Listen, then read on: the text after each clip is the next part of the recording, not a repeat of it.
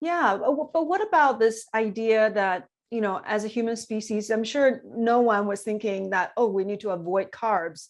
So, as a species, we've just been eating whatever that's available. And a lot of it is just, plant sources and grains. And so now, if we're sticking to something that's pretty different from how people were eating before, with the grain as part of the picture, roots and grain, how do you think that's going to impact our health, really? Because we're kind of, deviating from how we ate before.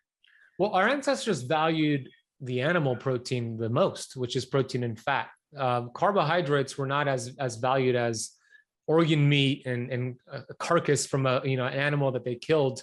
But yeah, to your point, they did have carbohydrates. They had it seasonally. So when the fruit was in season, they had fruit. When grains were in season, they had grain. So that's where the metabolic flexibility comes into play. There's a time and place where we want to enter ketosis and use ketones, and I could get into what it does to uncouple the mitochondria and all that, which is beneficial, but we don't stay there for a long term. I'm not a fan of that, which is surprising because I'm a keto guy and I love keto, but I don't think we should do long-term ketosis. There's some dangers in that. So the goal is to go back and forth between both of these energy systems, the sugar burning energy system, the glucose burning energy system, and the ketosis, the ketogenic energy system. Well, I guess that's where the word carb loading came about, right? So some Yeah, people, that's part of it, like like carb cycling. I Yep. think is really nice to get, I can do ketogenic, but to just get even the satisfaction of having some carbs.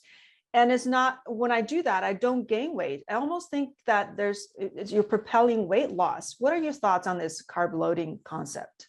I like it. It's a part of my keto flex approach, but I don't implement the carb loading. I call it keto flexing, which is carb cycling, a high carb day to get out of ketosis. I don't implement it in the beginning. I like for people to experience ketosis, the amazing benefits of it, the anti-inflammatory benefits, the brain benefits. And then we start flexing after about 8 to 12 weeks when they become what's called keto adapted. That's when the mitochondria now prefer ketones as an energy source. But then at that point, you could start carb loading and having extra carbs. But here's the problem. In America, there was a study that came out. I don't know if you saw it. It was 2018, University of North Carolina, Chapel Hill.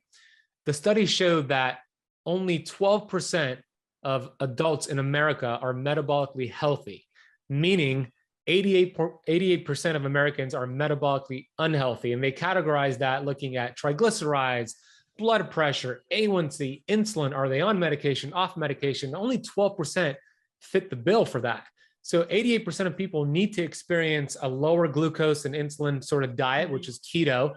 And then when you've done the work, you can start flexing in and out, and you have the flexibility to do that. And you're not going to gain weight. It's actually going to support you. It's going to help make hormonal conversions. For example, the thyroid, T4, inactive form of thyroid, needs to be converted to T3. Insulin actually helps make that conversion. So insulin is not the bad guy, but the problem is we have an excess of high insulin with most Americans. So I like for them to experience ketosis, lower insulin, and then strategically bump up insulin and flex in and out of ketosis.